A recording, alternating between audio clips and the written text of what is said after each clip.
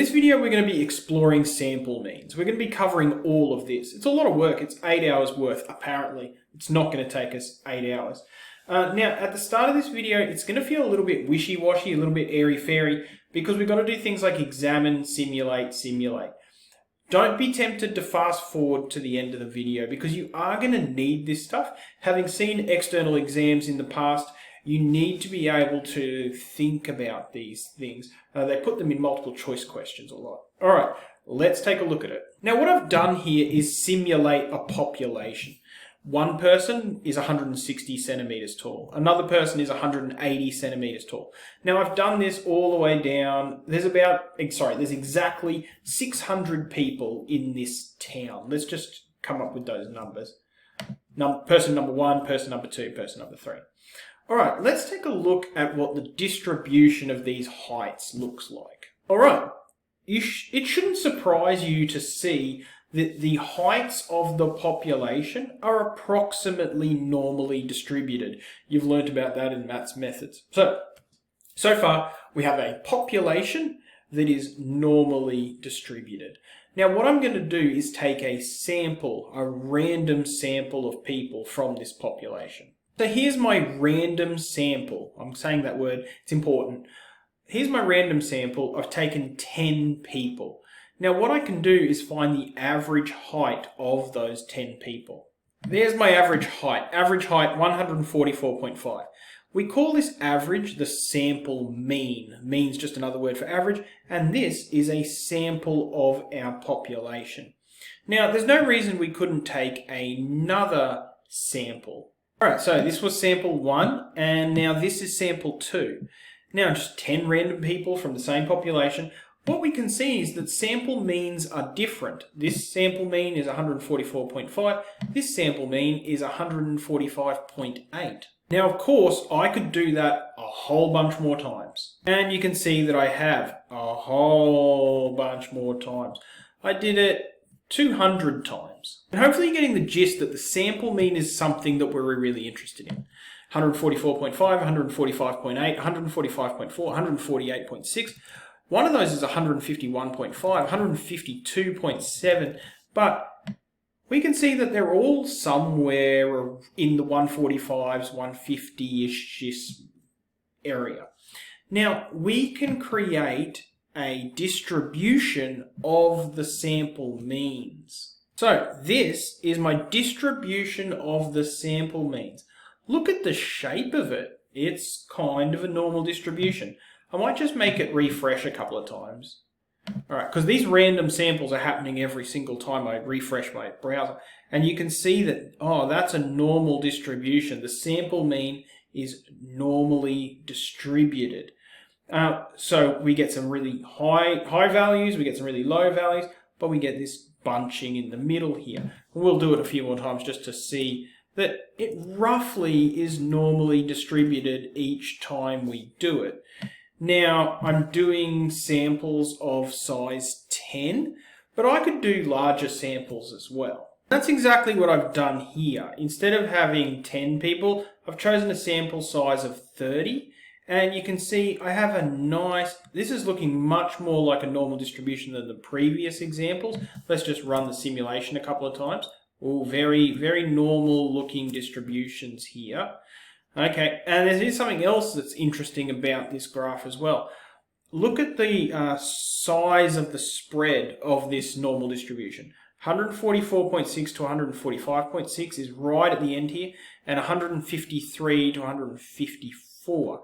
Let's compare that to the 10 by sample. All right, the lower value is like 142.6. The upper value is all the way up at 157.6 as opposed to 154.6. This one is much less neat in terms of normality, and it's also far more spread out because my sample size wasn't as large.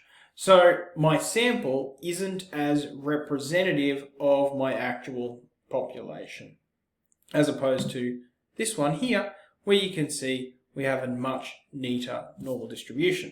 Now, as I said, we're getting a feel for this at the moment. We're going to write all of this down and formalize it in a minute. Now, the sample means are all over the place a little bit. 150, 151, 149. I wonder what the actual mean of my town of 600 people is, if I did a census, if I counted them all. You probably could have guessed this. My population mean is 150. And you can see my sample means, let's get that graph back up here, are really centering right around 150. The mean of my sample means is this number here, 149.886. So my sample mean is approximately the mean of my actual population. That just feels like it makes sense. If you're taking a bunch of samples of a population and you average them all out, you would expect to get the average of the actual population. So now we've pretty much done exactly what this dot point says. Examine the concept of the sample mean, x bar, as a random variable whose value varies between samples. So a sample mean is a random variable. It changes depending on the roll of the dice, so to speak, the sample that you take. And it varies across samples. You take a sample, you'll get one sample mean. You take another sample, you'll get another sample mean, whose value varies between samples, where x is a random variable with mean and standard deviation. Not much more to say there. No real notes to take there because we're examining something. Let's move on to our second dot point. We're going to do this dot point in stages. First bit, simulate repeated random sampling from a variety of distributions. Now, I've already simulated random sampling from this distribution.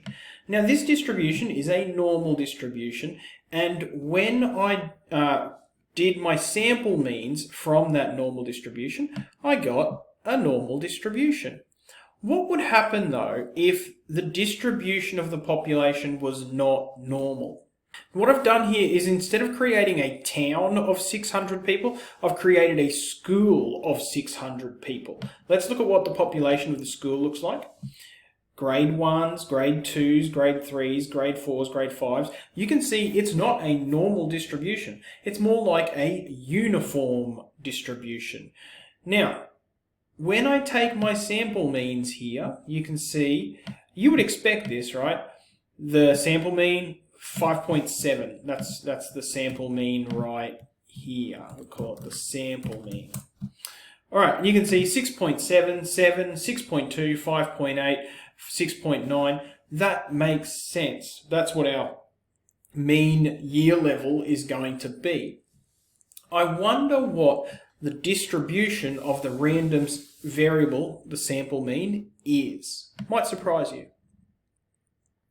Hey, what's this? It's a normal distribution. It's normally distributed around that mean of this value here. That's maybe surprising to you, but also maybe not so surprising. If we take a sample from this, we would expect the sample mean to be pretty close to the mean. We'd get some year 2s, we'd get some year 4s, we'd get some year 6s. It's over the long run, you would expect to get a representative sample, and you would expect to get these representative samples. But also over the long run, in very unique cases, you would accidentally get almost all the year 1s and almost all the year 12s in these very unique cases. So even if the population is not a normal distribution, the sample mean distribution will be a normal distribution. But that's only two. We did a normal population, we did a uniform population. Now I've done one more population here. I'm calling it a bimodal population. The best I can come up with is it's basketballers, able-bodied basketballers who are around 175 centimeters tall, and wheelchair basketballers that measured sitting in their wheelchair are around 125 centimeters tall. So half of them are wheelchair basketballers and half of them are basketballers. Now, when we take our sample mean distribution, what's that going to look like? Let's move this one over here. Sample mean distribution. Oh, it's also going to be normally distributed. This one is a funny one because We've got people that are 120 centimeters tall, 130 centimeters tall. We've got people that are 175 centimeters tall. But the mean height of our population, that no one is approximately 154 centimeters tall. So that is what our sample mean ends up being. Only a very small number of our sample means look like an average of 120 because they include some taller basketballs, and only a small number have averages of about this. So, what does all this mean? Our dot point says that we should simulate repeated random sampling from a variety of distributions to illustrate properties of the distribution of X across samples of a fixed size N. Now, what are those properties that they want us to talk about? Well, there's 3 properties that they want us to talk about, and we just talked about one. It's approximate normality if N is large. What do they mean by if N is large? N is my sample size. Now, I've been calling this approximately normal, and it is approximately normal. It would be more approximately normal. It would be closer to normal the larger my sample size. And we've shown that before, going from a sample size of 10 here, where we have a normal distribution, and a sample size of 30, where our normal distribution becomes more normal distributed. So I guess we can tick off this bit as well, and a range of sample sizes. So, simulate repeated random sampling from a variety of distributions. We've done that with our 3 different populations, and a range of sample sizes. We looked at a sample size of 10, we looked at a sample size of 30. Now, we've also illustrated properties, but the only property we've illustrated at the moment is that it's approximate normality if N is large. We need to do this one, including its mean and its standard deviation. The mean one is simple. The sample means 145, 153, 148.7. If we take those sample means and we take the average of all of the sample means, we get 149.985, which is almost exactly 150. We can say that the mean of the sample means is the mean of the population, and you would expect that. It also holds for our year level one.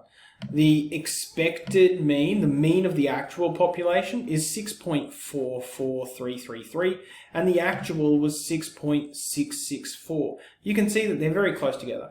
We're dealing with probability here, and we can say that the mean of the sample means is equal to the mean of the population. Which means that we can tick this off. We know now that the mean of the sample means is equal to the mean of the population. And finally, we've got to do a little bit of a calculation. So we're back here at my population of people's heights. Our sample means here. Now, this is a normally distributed population, and we can talk about its mean, which we know is 150, but we should also talk about its standard deviation. The standard deviation of this population is 10. So you might be tempted to say that the standard deviation of the sample means is also 10. Let's look at it. Well, let's look at that. The sample mean standard deviation is not 10. It's only 1.76919, and you might again feel that that makes sense. The distribution of your population counts each individual, and so you're going to end up with a big spread of people from height 115 all the way up to 182.2.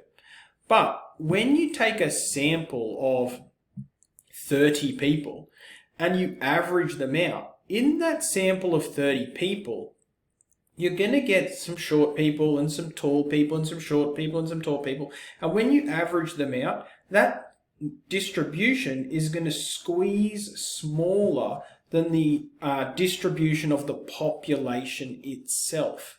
So the population had a standard deviation of 10, and the sample mean standard deviation is much, much, much smaller. And that sample mean standard deviation is going to change based on how large you make your sample. If you sample 100 people, your standard deviation is going to become smaller and smaller again If you sampled only 10 people, like I did over here, then that standard deviation is going to be higher. In this one where I only sampled 10 people, the standard deviation of my sample means was 3.1. But in the example where I sampled 30 people, instead of 3.1, the standard deviation was only 1.9. So let's go back and look at the formal formula for that. All right, so the standard deviation of our random sample, our random variable, is going to be equal to the standard deviation of the population over the square root of the number of people we sampled. So in the particular case that we just looked at, where the population's standard deviation was 10, and we took a sample of 30 people, so standard deviation 10, sample of 30 people, that means that we can put those numbers into that formula right there. So the standard deviation of the population was 10 over the square root of 30. And we can come up with a number for that. All right, and that number is 1.82. And you can see that as we increase the sample size, we're going to be increasing the size of that denominator, which means that we're going to further decrease that standard deviation. So it seems like we're all over the place here, but let's look at the dot point, and I think that we'll know what we're talking about here. All right, if we simulate repeated random sampling from a variety of distributions, whether the population is a normal distribution, or it's a uniform distribution, or it's a bimodal distribution, we're going to know that its shape is going to be normal if n is large enough. If we use a range of sample sizes, the larger the sample size, the smaller the standard deviation is going to be, and the closer and the more likely we are to match the mean of the actual population. And that brings us to our last dot point. We're going to be able to knock this one over faster than the other two. Simulate repeated random sampling from a variety of distributions. We've done that. And a range of sample sizes. We've done that. To illustrate the approximate standard normality of this formula here, for large samples, n greater than 30, where S is the sample standard deviation. All right, now we've actually done most of that. What we've done can be read as this. Simulate repeated random sampling from a variety of distributions and a range of sample sizes to illustrate the approximate normality of the random variable x, the sample means, for large samples n greater than 30. So the bits that we need to add into our picture are this word here and this bit here. We're not just looking for approximate normality anymore, we're looking for approximate standard normality. And you know that a standard normal distribution has a mean of 0 and a standard deviation of 1. So let's go back to one of our spreadsheets. We should be very familiar with this one now. We've got a population, we've got a sample size of 30. Okay, now we need to use that formula. Now this is not a formula you need to memorize or anything, so don't worry about it. It's just seeing how it works. This formula should remind you of standardization from maths methods. We take the actual mean and subtract it from the sample mean from the actual mean, and then divide it by the standard deviation, which is calculated by 10 divided by the square root of the sample size. You, again, don't need to worry too much about this. You're going to see a picture, and that's what matters, this picture that's going to appear in a minute. All right, we have this. What we've done is standardize the sample mean using the mean and the standard deviation. We stretch that across all 200 of our samples. Sorry about that. There we go. And what we're going to get is a nice, neat little graph. We'll have to insert it. And this is the graph we get, and you can see that it's approximately standard normal distribution. Standard as in a mean of 0. I don't know if you can see that very small number, negative 0.06. So there's our middle value, which is 0. And you can see that it's stretching out to negative 2.66 and positive 3.05. That's what you would expect a standard normal distribution. You would expect it to span between -3 standard deviations and 3 standard deviations. So that's that dot point covered. By doing that, we've shown that simulated repeated random sampling from a variety of distributions and a range of sample sizes illustrates the approximate standard normality of this formula here, which you've met before in maths methods when you were standardizing things, going to a standard normal distribution. That's where we end up. All right, that's 20 minutes long. We've covered all of that stuff. What you really need to walk away with is a sense of what's happening when you're taking sample means from a population. You're ending up with that nice normal distribution. There are a couple of things that are going to come after this video where we sort of answer some questions and sort of do some mathematics. And I am sorry that we've talked about all this at great length, but I do hope that seeing those simulations has sort of ticked this box for you.